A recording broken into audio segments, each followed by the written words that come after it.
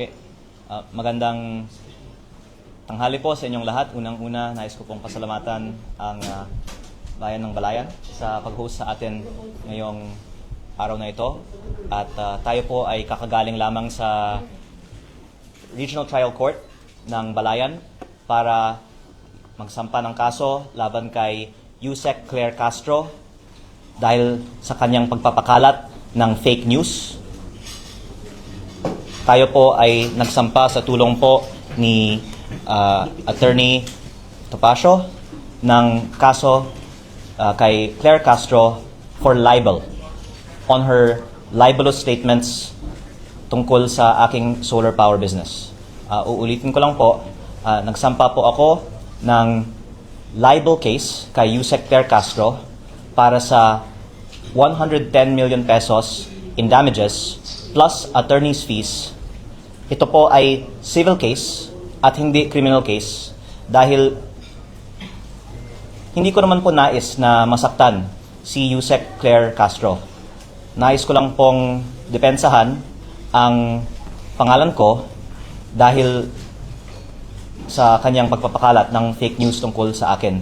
Nais ko din pong linawin na hindi po natin kalaban ang administrasyon at si Yusek Claire Castro lang po ang ating kinasuhan.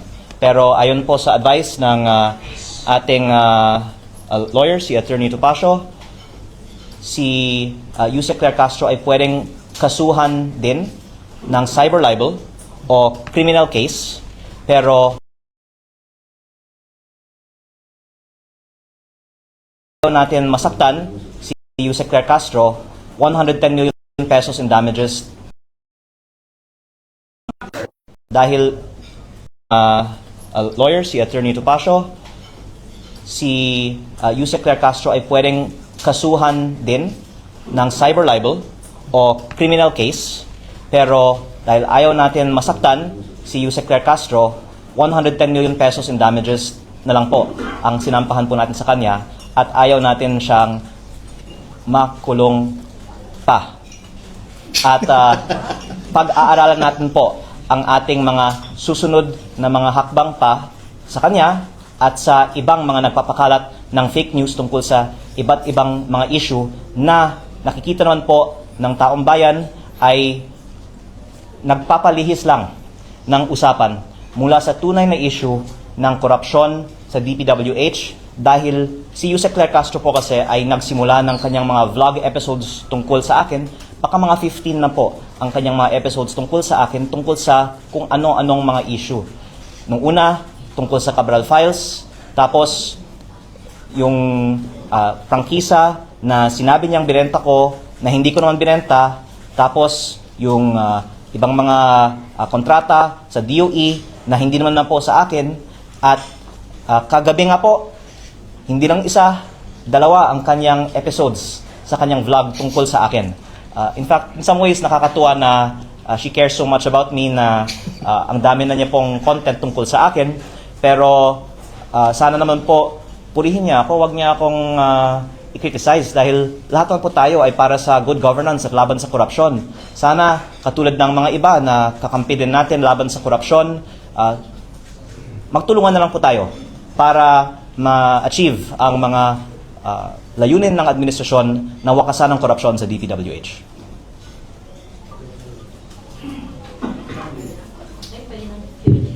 Pwede na po, talkback. Talkback na daw sabi ng Gen Alpha eh. Okay, Congressman, Gary Pacifico po sa 102.3 FM, ito po sa Batangas. So, ito po bang mga parang fishing expedition sa pag-uungkat ng mga issue laban sa iyo? Sa palagay mo po ba, Congressman Leandro, ito po ba ay hinggil doon sa mga expose, doon sa mga Cabral Files, like Cabral Files na iyong isiniwalat sa publiko? At saan patungo ito mga nangyayaring ito? Ang taong bayan na po ang pwedeng maghusga na nung lumabas lang yung Cabral Files, doon nagsimula yung mga matitinding atake nila laban sa akin. At si Yusek Claire Castro ang pinaka-high profile na example nito dahil sa dami nga niya po ng mga vlog episodes tungkol sa akin, matapos lamang kong nabanggit na ako po ay in possession ng mga Cabral Files. At ang isang dahilan actually na hindi ko naman sinusubukan na kausapin sila pa na wag na nilang tamaan ako, ay nakikita naman ng publiko na hindi totoo ang sinasabi nila at ito po ay diversion lamang sa totoong issue. At hindi po ako ang nadidiscredit nila. Dinidiscredit nila ang sarili nila. Kaya pinag-aaralan ko po ang aking mga hakbang at nakita ko actually mabuti pa na magsalita siya kasi wala nang naniniwala sa kanya. Ang Leviste, nag-release na po ng UCC si Yusek Claire Castro, and this is the exact quote. Inamin ni Kong Leviste na he is not the owner of Solar Para sa Bayan anymore, which has the franchise because he has already divested his shares. He himself is the source. What's your take on this? Ang unang kong sagot ko po kay Yusek Claire Castro, sumagot na lang si Yusek Claire Castro sa korte dahil may kaso na po kami. At ang direkta ko naman pagsagot para sa kaalaman ng publiko ay ang pahayag po kasi niya ay binenta ko ang kumpanyang may prangkisa sa Meralco kaya nagkapera ako daw dahil sa prangkisa. At hindi ko po binenta ang kumpanya na may prangkisa. Ang kumpanyang binenta ko ay ibang kumpanya na ang main asset nito ay lupa sa Nueva Ecija. In fact, pinapasalamatan ko po si Pangulong Bongbong Marcos na siya po ang naging guest of honor sa groundbreaking ng proyekto ng kumpanya na itinatag ko. Ito po ang nagpasok ng pinakamalaking foreign investment sa buong Pilipinas sa taong 2025 at sa ngayon ay nag-employ ng mahigit 10,000 ng ating mga kababayan sa Nueva Ecija. Kaya hindi din po totoo na hindi po ako nagde-deliver sa aking mga kontrata. Binenta ko po ang aking kumpanya at yung may-ari ng aking kumpanya, majority stake ngayon, ay nagpapatakbo ng aking kumpanya at matagumpay po ito kasi ito nga po ay pinupuri ng administrasyon. Baka pati si Yusek Claire Castro, pinuri na niya po ang proyekto ng kumpanya na binenta ko. Kaya, pero ang point po dito is parang naliligaw si Yusek Claire Castro sa daming mga kumpanya ko kasi yung alegasyon niya, binenta ko yung kumpanya na may prangkisa, yung binenta ko, hindi yung kumpanya na may prangkisa. Yung kumpanya may prangkisa naman, ito po ang nasabi ko ng status. Ito po ay inaprubahan sa 2019. At may dalawa pong probisyon ang prangkisa. Una, para mag-operate, kailangan ng implementing rules and regulations. Pwede pong tignan ang batas na ito mismo. At ang DOE po ang dapat maglabas nito at walang inilabas na IRR ang DOE. Pangalawa, ang franchise na nakalagay naman na kung hindi mag-ooperate for 2 years, ito po ay ipso facto revoked. Ano, attorney, ang ibig sabihin ng ipso facto revoked? By its very fact, automatically. Okay. So, tumigil po ang operation ng kumpanya sa 2022 dahil hindi pa nabigyan siya ng mga permits to operate.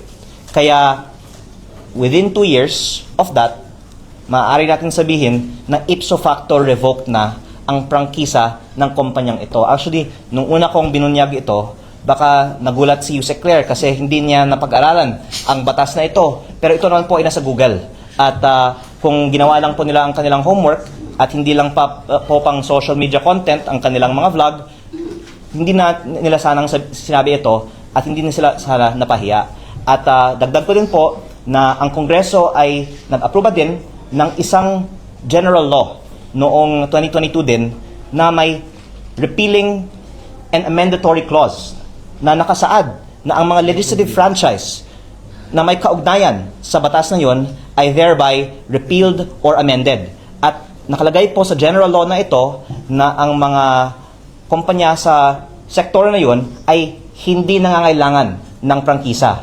Ang kinalabasan po ng batas na yon ay walang saysay, wala ng visa ang prangkisa na ibinigay sa kumpanya ko noong 2019. Kaya sa maraming mga dahilan, wala ng prangkisa ang kumpanyang ito at wala na rin naapektuhan sa bagay na ito dahil mula 2022 may bago ng batas ang Pilipinas tungkol sa sektor ng kumpanyang ito. Ayan, maraming salamat po, Congressman. We have another question.